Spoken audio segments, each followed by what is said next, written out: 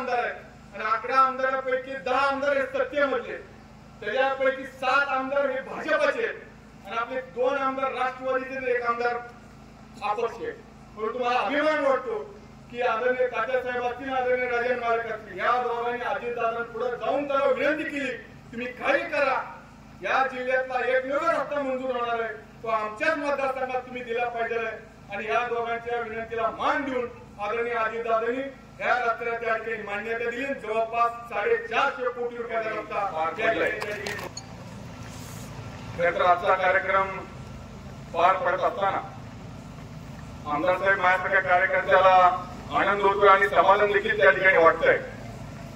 याचं कारण असं की जसं मगाशी भारतभाऊ सुटकर असतील किंवा आमचे महेश माने असतील, यांनी त्यांच्या भाषणामधून सांगितले की गेल्या 10 वर्षामध्ये या तालुक्यामध्ये पाहिजे तसा विकास त्या ठिकाणी झाला नाही. 2014ला या तालुक्यानं मोदीच्या लाटेमध्ये सुद्धा राष्ट्रवादी काँग्रेस पक्षाचा आमदार 8,000 मतांनी त्या ठिकाणी निवडून दिला. संबंध जिल्ह्याला सुद्धा त्या ठिकाणी वाटलं की एका बाजूला मोदीची लाट असताना सुद्धा आज मोहोळ तालुका राष्ट्रवादी काँग्रेस पक्षाचा त्या ठिकाणी बालेकिल्ला आहे आणि त्या तालुक्यानं 8,000 मतांनी त्या ठिकाणी आमदार निवडून दिला. परंतु त्या 5 वर्षामध्ये आमच्या तालुक्याला किंवा माझ्या मतदारसंघाला पाहिजे तसं काम त्या ठिकाणी झालं नव्हतं. 2019 ची निवडणूक झाली. 2019च्या निवडणुकीमध्ये तुम्हाला त्या ठिकाणी तिकीट देण्यात आलं आणि खरं तर माझ्यासारख्या कार्यकर्त्याच्या समोर अनेक प्रश्न त्या ठिकाणी निर्माण झाले होते की ज्या विश्वासानं 2014ला या तालुक्यातील जनतेनं आमदार म्हणून निवडून दिलं होतं, पण ज्या अपेक्षा या तालुक्याच्या होत्या त्या अपेक्षा आम्ही त्या 5 वर्षामध्ये पूर्ण करू शकलो नाही. आणि आता 2019 ची तर निवडणूक येते आणि 2019 मध्ये आम्ही कुठल्या मुद्द्यावर या ठिकाणी मतदान मागायचं, कुठल्या मुद्द्यावर आम्ही त्या ठिकाणी मतदारांसमोर जायचं, असे फार मोठे प्रश्न आज आमच्या या तालुक्यातील सर्व नेते मंडळातील सर्व कार्यकर्त्यांच्या डोळ्यासमोर त्या ठिकाणी निर्माण झाले होते. परंतु मला अभिमान वाटतो या तालुक्यानं 2014 मध्ये त्या 5 वर्षात काय झालं हे न बघता 2019 मध्ये सुद्धा आदरणीय राजन मालकांच्या नेतृत्वावर विश्वास ठेवून आदरणीय आमदार साहेब तुम्हाला जवळपास 22,000 मतांनी त्या ठिकाणी निवडून दिलं आणि या तालुक्यामध्ये काम करण्याची संधी दिली. तुम्ही त्या ठिकाणी निवडून आला. खरं तर तुम्ही एक कॉन्ट्रॅक्टर म्हणून त्या ठिकाणी आम्ही तुम्हाला बघत होतो. खरं तर आम्हाला त्यावेळेस दडपण आमच्या मनावर आलं की 22,000 मतांनी तुम्हाला या तालुक्याने निवडून दिलंय. फार मोठा 10 वर्षाचा बॅकलॉग या तालुक्यामध्ये, अनेक रस्ते, अनेक मोठे मोठे प्रकल्प या ठिकाणी प्रलंबित आहेत आणि या 5 वर्षामध्ये कसं त्या ठिकाणी मार्गी लावलं.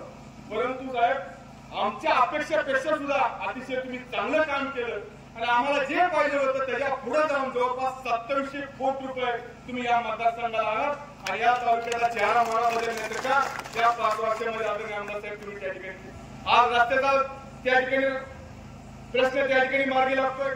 आज आमच्या अनगर बारावाड्याचे उपसा सिंचन योजनेचा प्रश्न असतो तो देखील सुद्धा येणाऱ्या 30 तारखेपर्यंत आपण मार्गी लावल्याशिवाय त्या ठिकाणी राहणार नाहीत. त्यामध्ये आमच्या आष्टी भागामध्ये आष्टी उपसा सिंचन योजना होती साहेब, ती 95 त्या ठिकाणी सुरू झाली होती. आदरणीय राजन मालकांनी ती योजना सुरू केली होती. परंतु मध्यंतराच्या काळामध्ये कुठल्याच आमदारांनी त्या ठिकाणी लक्ष दिलं नव्हतं. परंतु तुम्ही आदरणीय अजितदादाच्या पाठीमागे लावून जवळपास 500 ते 600 कोटी रुपये आणले आणि ती योजना त्या ठिकाणी मार्गी लागली आणि आज जवळपास त्या भागातील शेतकऱ्यांचा, त्या भागातील ग्रामस्थांचा पिण्याचा आणि शेतकरीचा प्रश्न त्या ठिकाणी या 5 वर्षामध्ये त्या ठिकाणी मागे पूर्ण झालेला आम्हाला पाहायला मिळतोय. त्याचबरोबर आमचा नरखेड भाग असतो, त्या नरखेड भागामध्ये सुद्धा अनेक वर्षांपासूनची आमची मागणी त्या शेतकऱ्यांची की बाबा सिनेतलं पाणी तुम्ही भोगावतीमध्ये आणलं पाहिजे.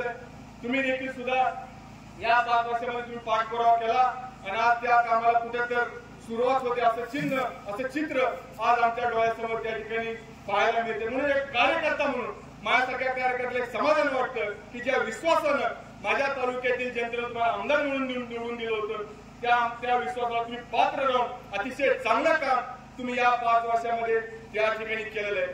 आज बंधूंनो, जसं महेश मानेंनी सांगितलं की भावनिक गुण आपल्याला चालणार नाही, जो काम करेल त्याच्या पाठीमागे आपण त्या ठिकाणी उभा राहिलं पाहिजे. आज बंधूंनो, मला तुम्हाला सांगायचं की 10 कोटी रुपयाचा रस्ता आज तुम्हाला त्या ठिकाणी दिलाय. आज फक्त वर्क ऑर्डर झाली म्हणून आम्ही ह्याचं उद्घाटन करतोय, परंतु ह्याच्या पलीकडे जाऊन जो पाटकुल मधून जो रस्ता निघतो, जो आडेगाव येतो, आडेगावून जो सौंदर्य येतो, त्याच्यासाठी सुद्धा आदरणीय आमदार साहेबांनी 10 कोटी रुपये त्या ठिकाणी मंजूर केलेले आहेत आणि लवकरच त्याची सुद्धा वर्क ऑर्डर होईल आणि त्या कामाला त्या ठिकाणी सुरुवात होईल. म्हणून आम्ही या 5 वर्षामध्ये रस्त्याला त्या ठिकाणी प्राधान्य देण्याचं काम केलंय. जेवढं काय शक्य आहे ते रस्ते आम्ही करण्याचा त्या ठिकाणी प्रयत्न करतोय. बंधूंनो, सगळंच काय 5 वर्षामध्ये त्या ठिकाणी होत नसतं. सगळेच प्रश्न हे निकाली लागू शकत नसतात.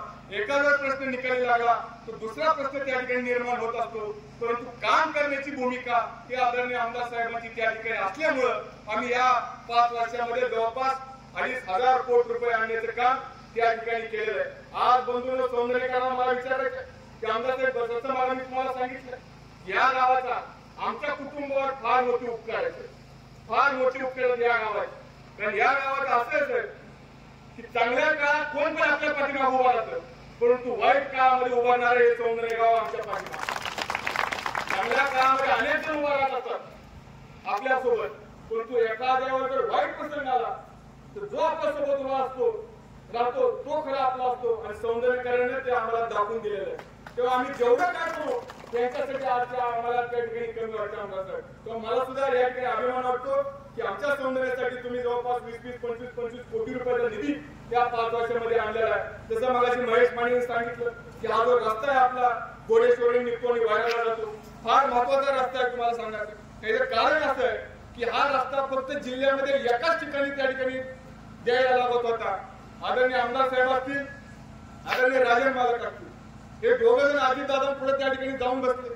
अजितदादांना सांगितलं की दादा तुम्ही काही करा, आमच्या तालुक्यात एकच रस्ता त्या ठिकाणी राहिलेला आहे, जो घोडेश्वरून निघतो, औंढेला येथून औंढून निघतो, सौंदर्य येतो आणि तो तसाच मूळ मार्गे व्हायला जातो, तो तुम्ही त्या ठिकाणी केला पाहिजे. कारण असं होतं की हा जो रस्ता, या रस्त्याला 100% बागायत आहे. या रस्त्याला जास्तीत जास्त ऊसाची वाहतूक या रस्त्यावर त्या ठिकाणी केली जाते. तेव्हा हा रस्ता हा भक्कम झाला पाहिजे.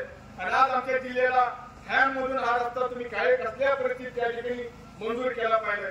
बंधूंनो, आपल्या जिल्ह्यामध्ये 11 आमदार आहेत आणि 11 आमदारांपैकी 10 आमदार हे सत्तेमधले, त्याच्यापैकी 7 आमदार हे भाजपचे आणि आपले 2 आमदार राष्ट्रवादीचे, 1 आमदार अपक्ष आहेत.